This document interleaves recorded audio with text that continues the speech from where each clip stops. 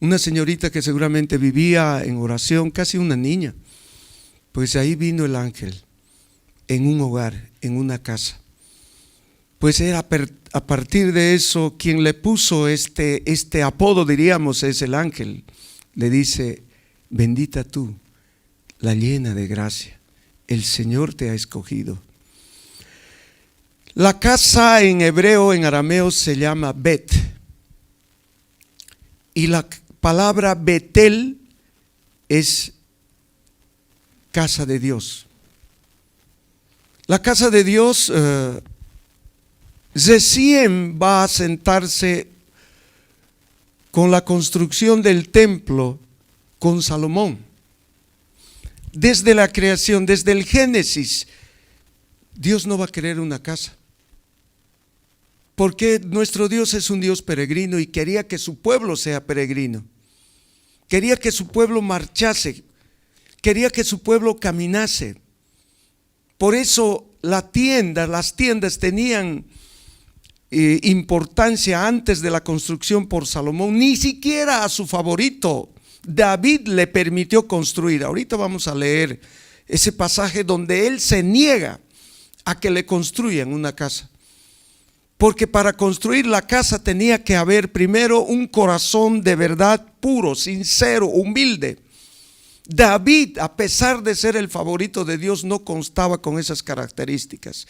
Betel, la casa de Dios, va a tener que de alguna manera pues ser a partir de Salomón, recién como que Dios va a querer permanecer en un lugar, pero no atrapado en un lugar.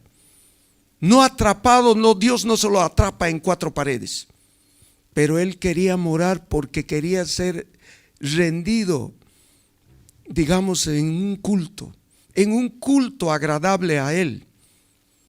Por eso vamos a mencionar ahorita, después de que Moisés había salido por 40 años, ni siquiera Moisés pudo llegar al pueblo elegido. Después de Moisés, a Dios se lo adoraba en el arca de la alianza, pero que eran casas construidas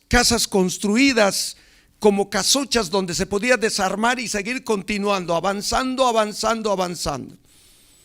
hasta que al final va a llegar el reinado de David. David tenía palacios, pero el arca estaba en una tiendita. David se dio cuenta de que él debería construir la casa. Y por eso va a decir primero a Natán el profeta le va a decir: mira, yo estoy viviendo en un palacio, mientras el arca de Dios vive en una tienda de campaña. Natán le va a decir: haz lo que tú quieres, Dios te favorece. Dios le va a decir a Natán que no necesito una casa. ¿Eres tú quien me va a construir una casa para que habite en ella?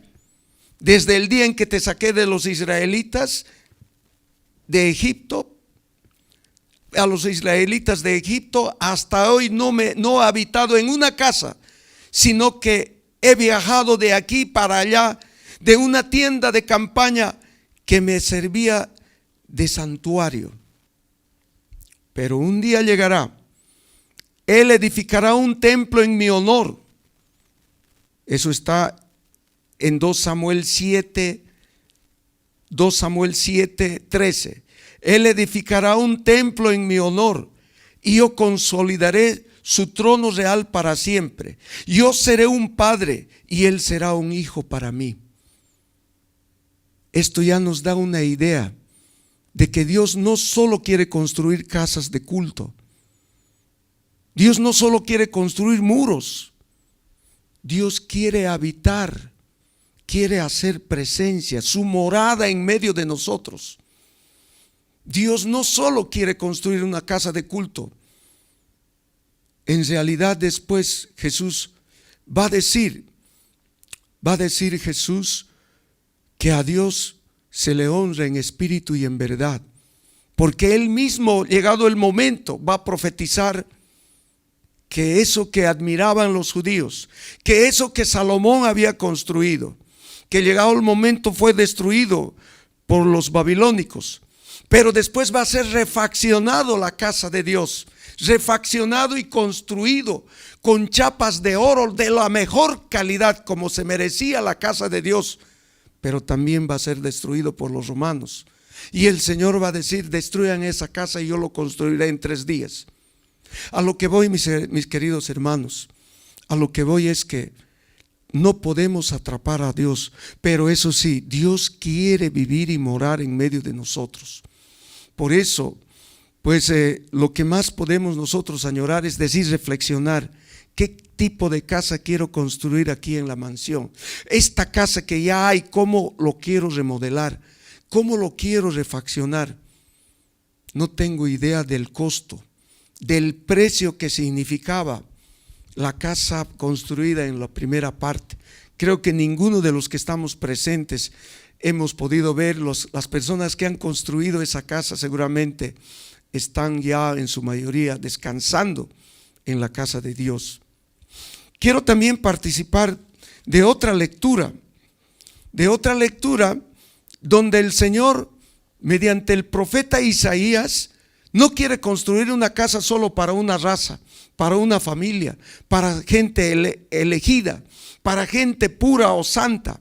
Quiere elegir para todos, incluso para los pecadores, para los pobres, para los desvalidos, para los que se necesitan con esa necesidad. Como decía el hermano hace rato, ¿cuántos nos vieron? Esta casa nos vio doblar rodillas, esta casa nos vio llorar, entregarnos. Así también Él quiere que sus hijos vayan. Por ejemplo, dice: que no diga el extranjero que se ha unido al Señor, el Señor me excluirá de su pueblo. Que no diga el eunuco: yo soy un árbol seco. Porque así dice el Señor a los eunucos que guardan mis sábados, que escojan lo que le agrada y perseveren en mi alianza. Les daré mi casa y en mis murallas mi momento y un hombre y un nombre mejores para sus hijos e hijas. Atraeré a todos a mi casa, y mi casa será casa de oración. Aceptaré sobre mi altar sus holocaustos y sacrificios, porque mi casa es casa de oración, y a mi casa la llamarán todos los pueblos casa de oración. Todos los pueblos casa de oración. La casa que tenemos, llamada mansión, es casa para todos. Sé que viene gente también un poco enfermita, gente pecadora, gente pura, gente santa. La casa es de todos. Esta casa no lo vamos a poder construir si no viene por gracia y por el Espíritu Santo. No son voluntades humanas solamente. No se trata de suplicarles a ustedes que solamente pongan su dinero. No se trata solo de eso.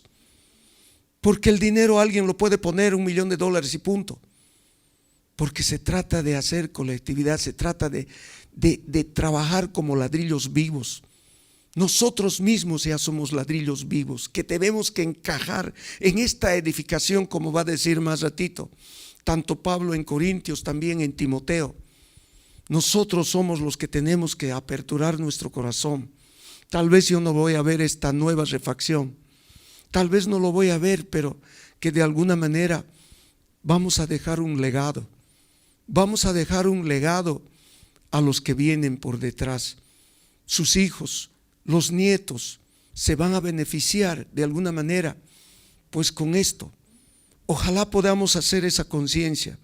No se trata solamente de dar por dar, sino de decir, ponerse la mano al pecho y decir: quiero ser parte, quiero aportar porque me nace, quiero aportar porque quiero dejar un legado, así como nuestros mayores hace 50, 40 años, con el esfuerzo que pusieron, su esfuerzo, su sacrificio.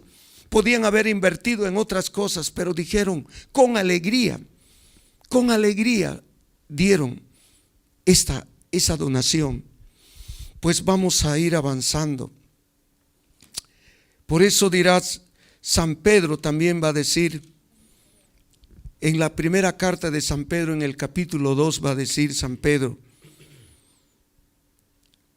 dice en el verso 4, Él es la piedra viva, rechazada por los hombres, elegida y estimada por Dios. Por eso, al acercarse a Él, también ustedes son como piedras vivas. Participan en la construcción de un templo espiritual y forman un sacerdocio santo que ofrece sacrificios espirituales aceptables a Dios por medio de Jesucristo. Somos parte de la construcción de la morada de Dios.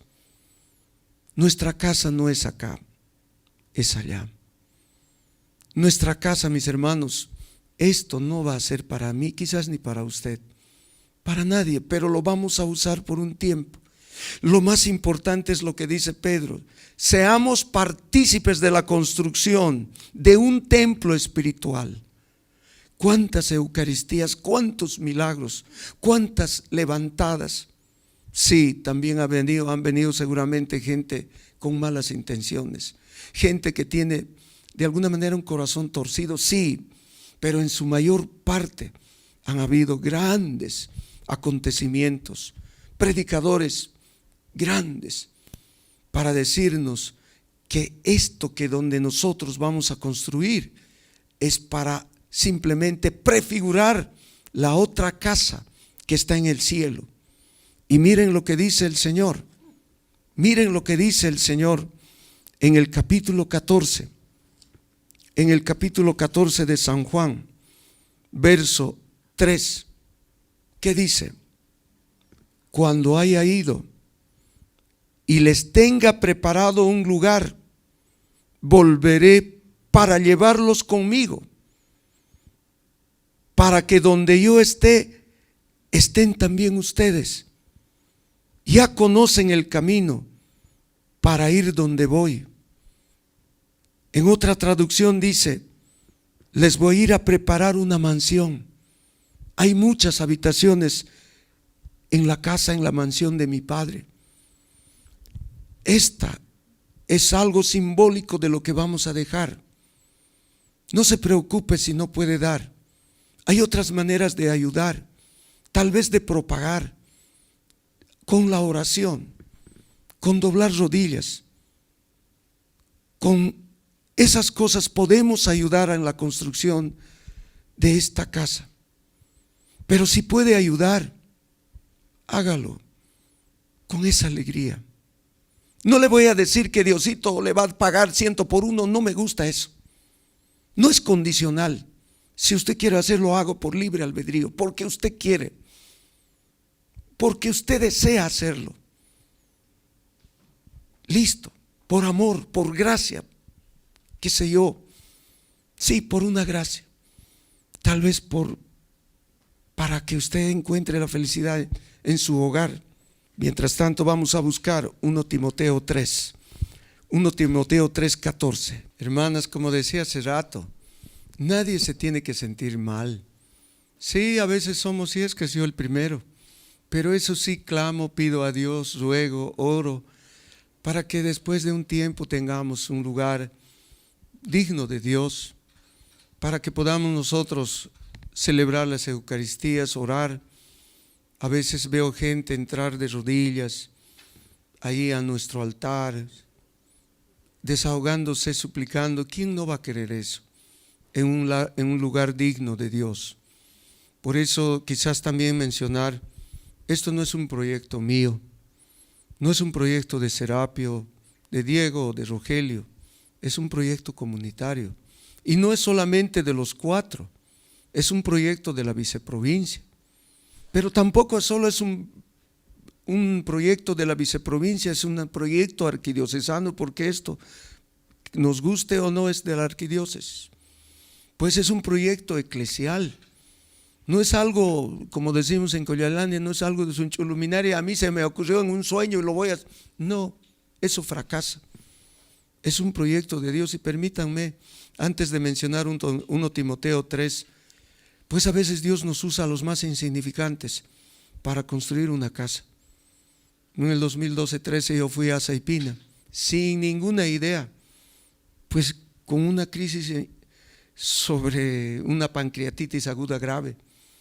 Yo no tenía ni la menor idea cómo Dios me usó y usó la comunidad, a los padres dominicos, y levantamos de la nada una iglesia con todas las adversidades que pudo haber pasado.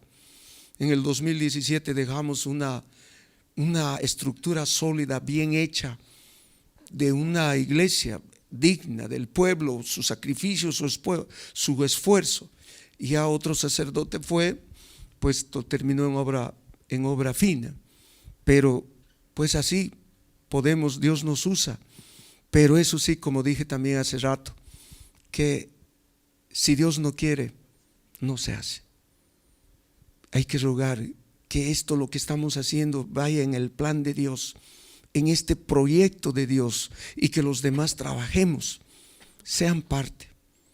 ¿Qué dice Pablo a Timoteo en el capítulo 3, verso 14?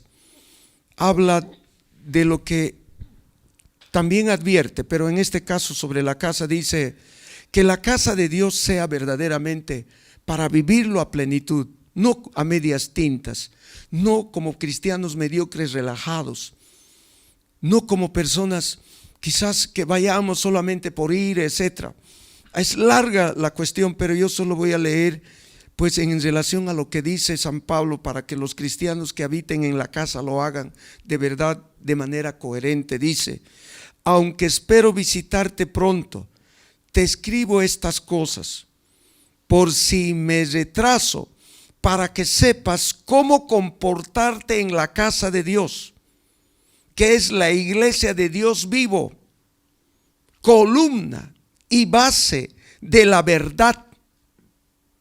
O sea, la casa de Dios no es algo trivial, por muy capillita que sea. Si verdaderamente hay ese sacrificio espiritual agradable, el sacrificio espiritual pero tamaño Dios, es la Eucaristía, ya es digno de adoración, de respeto. Por eso nuestro comportamiento no es masticar chicle, no es estar ahí chateando, mirando celular mientras celebramos la misa. La casa de Dios, si lo vamos a hacer, que sea verdaderamente una casa de Dios, y como dice aquí Pablo, la base de la verdad, donde rindamos culto en espíritu y en verdad. Y hay muchas cosas más, pero quizás para ya ir, tenemos tiempo, ¿no? Yo estoy afligido más por la hora que ustedes.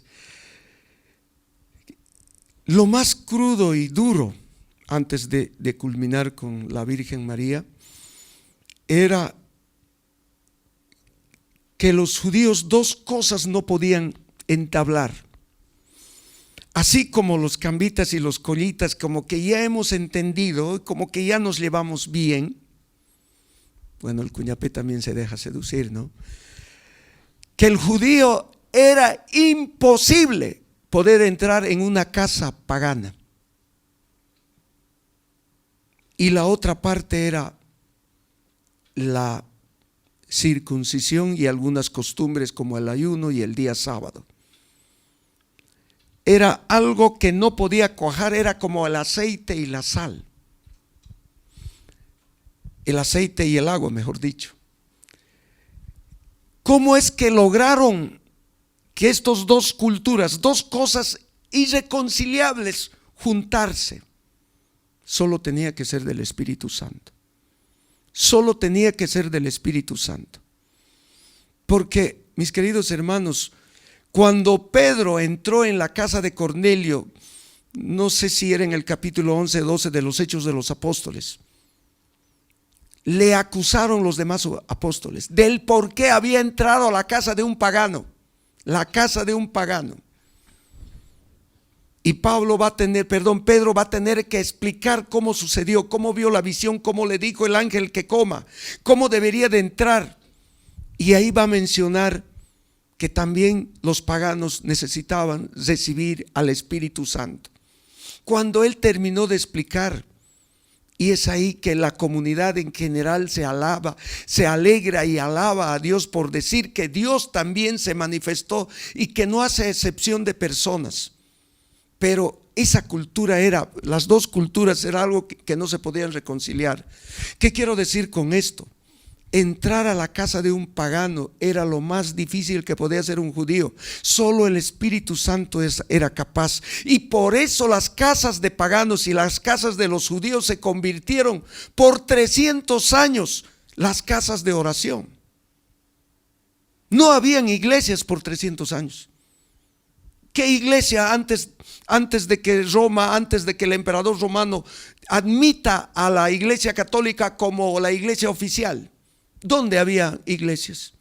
Eran las casas, quizás hoy no podemos, hay casas de grupos de oración, que es distinto a casas de oración, donde se realizaban cultos de verdad, donde se realizaban las Eucaristías. Para eso quizás solo mencionar lo de ayer. ¿Alguien ha ido a misa? Nadie. En los Hechos de los Apóstoles, el día de ayer, en el capítulo 16, pues ya Pablo ya había ido hasta casi Asia. El Espíritu Santo les dijo que no vayan más allá y se quedó en Filipo, la primera ciudad romana que llegó a evangelizar, en el capítulo 16, verso 11. Y estando predicando ahí, pues va a aparecer una mujer, la primera romana bautizada. ¿Cómo se llamaba? Si no han ido a misa, pues no lo van a saber. Lidia. Lidia es una de las primeras mujeres que le hizo entrar en la casa, casi obligándolo a Pablo. Dice en el verso 14: el Señor le abrió el corazón para que prestara atención al discurso, a la predicación de Pablo. Se bautizó con toda su familia y nos rogaba, dice Lucas en los Hechos de los Apóstoles: si me tienen por creyente en el Señor, vengan a hospedarse a mi casa. Y ella nos asistía. La entrada de a una casa prácticamente era un milagro de un pagano, de una pagana. Las casas que ofrecían en ese tiempo, mis queridos hermanos, eran verdaderamente centros de oración. Y ahora, al intentar hacer esta casa, pues nosotros también vamos a poder congregar, ojalá dignamente, a las demás personas. Y al mismo tiempo también, Pablo, después de haber expulsado a una pitonisa, a una adivina, se hace apalear, le meten a la cárcel. Y cuando están ahí encarcelados, sucede un terremoto y pues el guardia se quiere suicidar y él les dice: no te hagas daño, estamos aquí. Y el guardia siente tanta emoción y sufre una conversión que pide bautizarse, y después de eso les invita a casa y todos los de la casa se bautizan. Todos los de la casa se bautizan.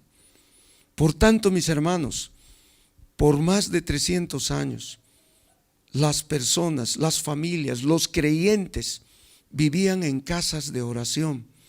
Tenían el culto en las casas. Por eso, nuestra casa requiere remodelar.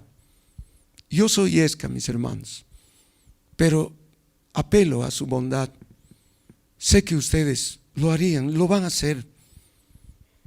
Como así lo hicieron hace tiempo, vuelvo a repetir, que esta casa de verdad sea una casa de oración, una casa donde se haga pues el culto necesario. La Virgen María, y voy a cerrar con esto, la Virgen María, una jovencita que dicen los estudiosos que no pasaba los 14 años, 14, 15, a lo mucho 16, que supuestamente a esa edad las peladitas todavía están con muñecas, pero ella no. Ella estaba ya, y a su edad también eran más maduritas, más centradas. Y ella, una laica común, ella va a ser tabernáculo, la primera casa del Hijo de Dios. Ella va a ser, de alguna manera la morada de Dios. Si bien nosotros vamos a construir algo material, algo físico, pero también la Virgen María la llena de gracia, la llena del Hijo de Dios, la llena de todas las bendiciones. Pues ella nos es un ejemplo para asumir.